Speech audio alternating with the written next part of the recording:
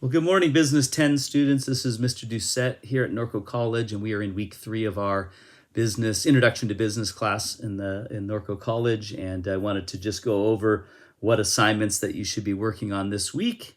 And so I'm going to go ahead and share my screen here, and I'm of course on our course homepage. We are only in week 3, so I'm going to go ahead and select the module 1, and I'm going to scroll down here to week 3. And of course, last week you had you were looking at chapters 3 and 4 on ethics and global markets, and your homework assignment was all about taking a product and how would you export that, or how would you start selling that in a global market.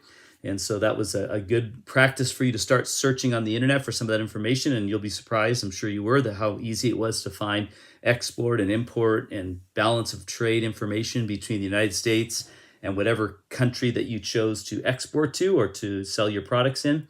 Of course, you had a quiz as well. This week, you're going to be moving into, again, chapter 5. So this becomes a really important week. We're going to talk about business formation.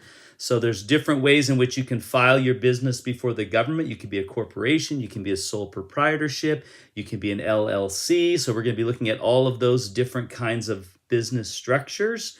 And so you have a check-in assignment asking you some questions.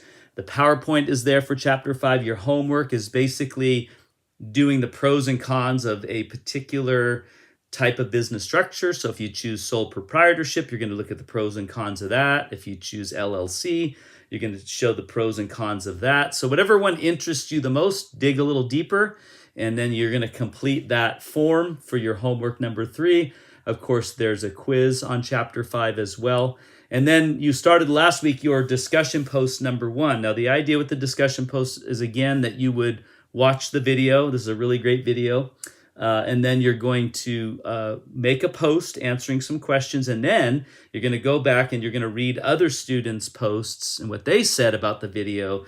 And you're going to make comments on their posts. And this is your way of interacting and dialoguing with some of your classmates.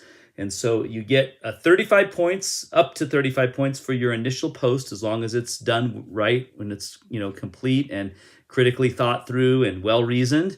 And then you get up to 15 points for your comments on other students' posts. If you don't comment on other students' posts, the most you could score is 35, which is, I think, a low C on the assignment. So if you want to do well, make sure you take the little bit of extra time to read your classmates' posts and make comments on their posts. And the comments need to be at least 50 words in order for you to get full credit for your comments. So that's the discussion post. That'll be carried over for one more week, and then you will be it'll be closed, and we'll open up a new discussion post on week number 6 or week number 5. So anyway, that's pretty much it for the week. I'm going to go ahead and change this from start to continue the discussion post, and that's going to now be in this week's module, and the due date's going to change to next Sunday night, and it's still open, so it's not closed yet. All right, have a great week, everybody.